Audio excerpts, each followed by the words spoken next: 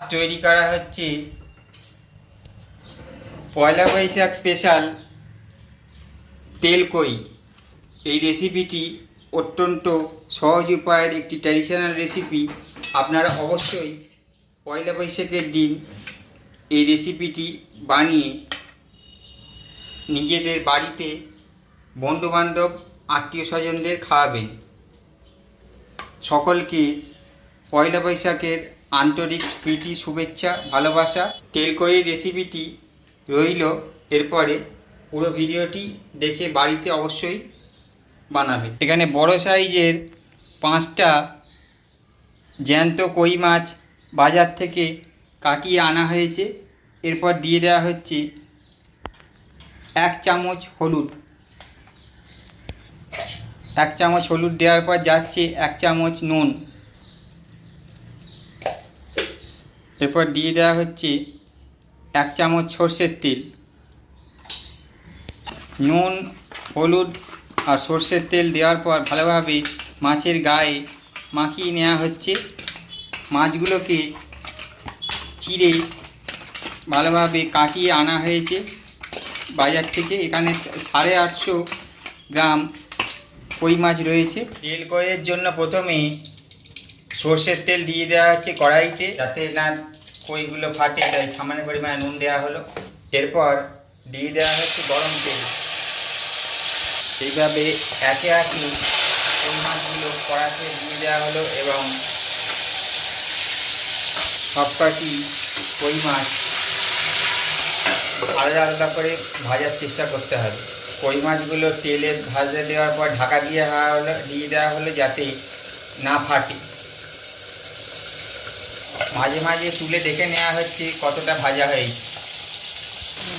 এরপর উল্টে নেওয়া হচ্ছে যাতে কই মাছের অপর সাইডটিও ভাজা হয়ে যায়। কই মাছগুলোকে আস্তে আস্তে করে উল্টে দেখে নেওয়া হচ্ছে সব দিকটা ভাজা হয়েছে কিনা। কই মাছগুলোকে খুব কড়া করে ভাজবেন না, তাহলে কই মাছ শক্ত হয়ে যাবে। এরপর কই মাছগুলোকে একটি কাঁচিতে তুলে নেওয়া হচ্ছে। সবকটি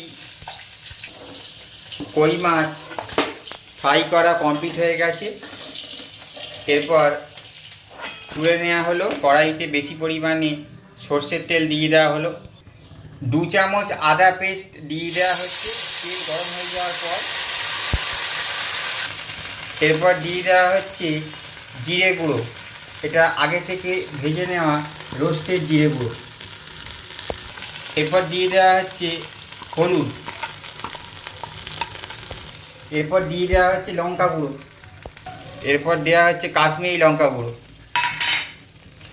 এরপর মশলাগুলো যাতে না পুড়ে যায় সামান্য পরিমাণে জল দেওয়া হলো।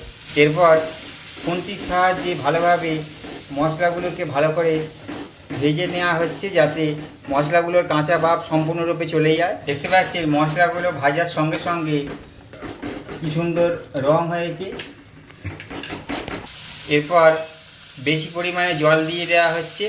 খুব বেশি জল দেবেন না, কারণ এটা তেল কই রান্না হচ্ছে। এরপর ফুটে ওঠার অপেক্ষা করতে হবে। এরপর পরিমাণ মতো নুন দিয়ে দেওয়া হচ্ছে। মশলা গলা জলটি ফুটে উঠেছে। এরপর দিয়ে দেওয়া হচ্ছে আগে থেকে ভেজে রাখা কই মাছগুলো। একে একে সবকটি কই মাছ এখানে দিয়ে দেওয়া হচ্ছে।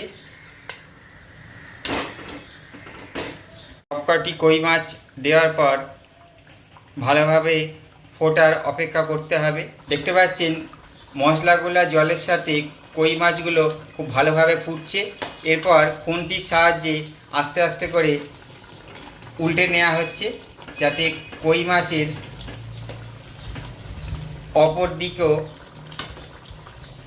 মশলা সম্পূর্ণরূপে ঢুকে যায়।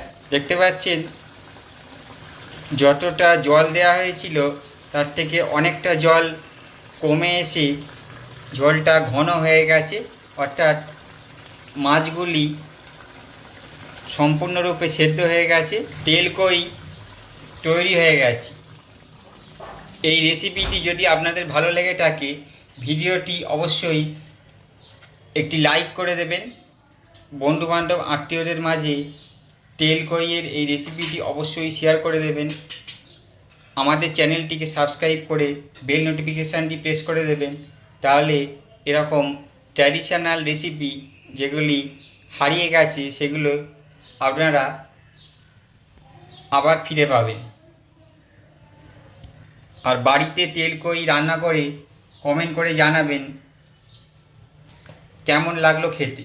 মাছগুলি একটি প্লেটে ঢেলে নেওয়া হলো, এরপর ওপর থেকে দিয়ে দেওয়া হচ্ছে কাঁচা লঙ্কা গার্নিশিংয়ের জন্য। দেখতে পাচ্ছেন কাঁচা লঙ্কাগুলো আমরা স্লাইস করে নিয়েছি। ভাত দিয়ে এই তেল কইয়ের খেতে অসাধারণ লাগে।